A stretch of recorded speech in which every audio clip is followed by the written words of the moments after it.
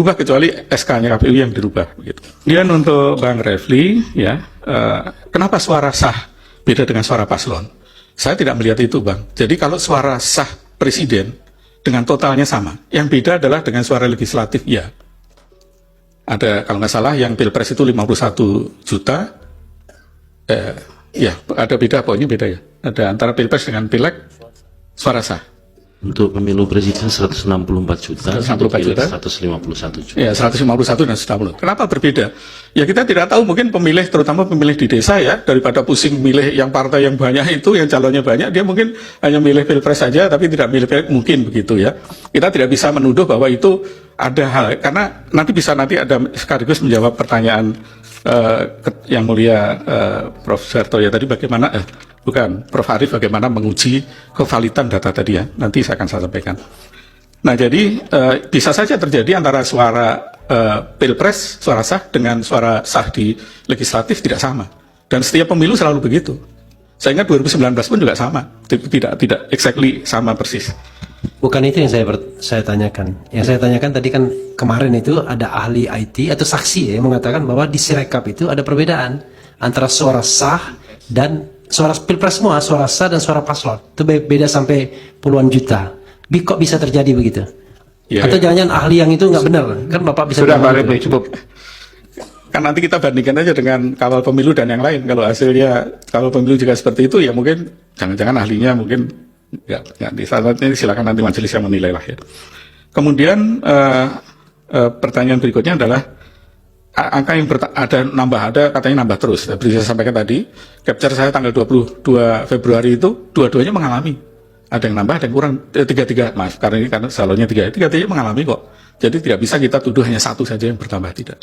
Jadi kebetulan karena mungkin saksi atau ahli dari pihak pemohon, ya yang difokuskan yang kerugiannya pemohon saja gitu ya. Tapi kalau saya karena fair-fair aja, ya saya tunjukkan bahwa tiga-tiganya memang ada yang naik, ada yang turun. Itu sejak situng dulu selalu begitu problemnya. Kemudian masalah DPT, privacy. Saya kira kita sedang membahas Sirekap, tidak membahas dalih ya, jadi saya tidak jawab, mohon maaf. Nanti mungkin kalau membahas dalih mungkin forumnya berbeda. Kemudian berikutnya ke Bang Magdir ini. Jadi perubahan data bisa divalidasi dari mana? Nah ini pertanyaan menarik ya. Jadi validasi akhir dari hasil itu adalah perhitungan suara berjenjang. Jadi kalau kita mau melihat validasi suara, perolehan suara di level kecamatan, dilihat saja. Jadi kemarin itu saksi yang dihadirkan oleh pemohon 2 itu mengatakan kalau begini bentuknya, ini bukan foto, ini scan. Nah itu, ada yang foto, dia katakan beda kalau foto dengan scan katanya. Nah itu ada dampaknya nggak untuk software yang Sirekap ini? Malah kalau pakai scanner semua akan hasilnya sangat akurat. Tapi scanner itu sangat mahal, satu scanner aja harganya bisa puluhan juta ya. Tahun berapa itu KPU pernah pakai scanner ya? Oke, jadi itu lanjutkan ya. Ali. Jadi akan jauh lebih bagus justru kalau kita pakai scanner. Saya harus sebentar Pak Ahli. Iya. Ini kita wilayah Indonesia begitu luas. Iya. Ini persoalan masalah scan dan foto melalui handphone. Pak Azim, apakah betul seluruh TPS itu ada yang punya scan? Apakah betul seluruh TPS itu punya handphone untuk memfoto? Apakah seluruh Indonesia ada sinyal bisa mengirim foto pada seketika? Apakah ini tidak menimbulkan permasalahan-permasalahan di lapangan? Terima kasih majelis. Yang pertama bahwa handphone itu partisipasi dari anggota KPPS. Jadi handphone tidak disediakan oleh KPU. Jadi tidak kemudian semua mereknya sama, speknya sama. Ya, saya ingin persoalkan apakah di seluruh wilayah Indonesia TPS-nya termasuk di pegunungan Papua atau di Kalimantan atau di mana semua TPS sudah ada handphonenya, meskipun itu partisipasi anggota. Betul. Ada. Yang kedua, tidak semua TPS itu anggota KPPS-nya punya handphone yang istilah awam disebut smartphone. Karena di banyak TPS di Papua itu menyebutnya handphone kami, handphone batangan Pak, begitu. Ini istilah awamnya ya. Sehingga kemudian dalam situasi itu, kami mengantisipasi supaya kemudian tetap tersedia hasil yang difoto dan diunggah dan bisa dilihat oleh banyak orang. Nanti ketika rekap di tingkat kecamatan kan kotak suara dibuka. Nah disitulah kemudian yang belum difoto pada saat itu, dan tentu saja unggahnya berbeda waktunya dengan teman-teman di KPPS yang TPS-nya ada sinyal. Nah yang ketiga, tidak semua TPS ada sinyal.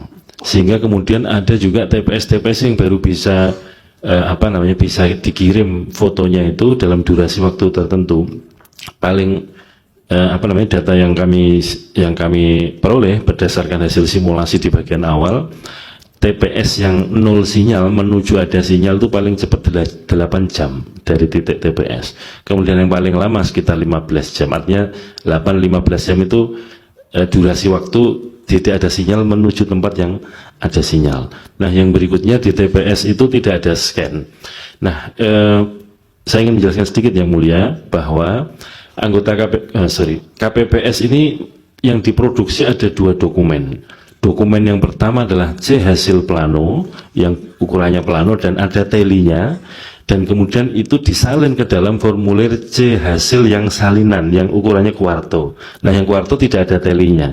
Nah, yang kita unggah di Sirekap atau di info pemilu yang bisa dibaca semua orang itu yang katakanlah yang ada telinya. Berarti itu kan dokumen pertama yang digunakan untuk mendokumentasikan hasil. Itulah kenapa kemudian nanti oleh saksi akan dijelaskan kita mengambil kebijakan itu kan sebetulnya meneruskan apa yang pernah kita kerjakan di Pilkada 2020. Cukup ya? Saya di slide-nya ahli tadi coba dilihat, itu tidak comparable. Slide berapa? KPU coba dilihat. Coba dilihat. KPU itu sudah 88%, jaga pemilu cuma 50%. Coba lihat. Coba lihat. Bagaimana kemudian ahli bisa membandingkan itu sudah comparable? Keahlian apa yang bisa menyatakan kayak gitu? Coba aja. Coba dibuka ininya. Iya, saya jawab aja, saya tahu. No, kita buka dulu, Pak. Iya. Jangan sok tahu, Pak. Kita buka Enggak, dulu saya ininya, Pak. tahu, Supaya Pak Bambang, sabar. Yang Sabar. buat slide Ya, saya. Medalinya dari pernyataan sini. saya ini. Ke sini semua. Silahkan, coba dibuka. Slide-nya ahli tadi.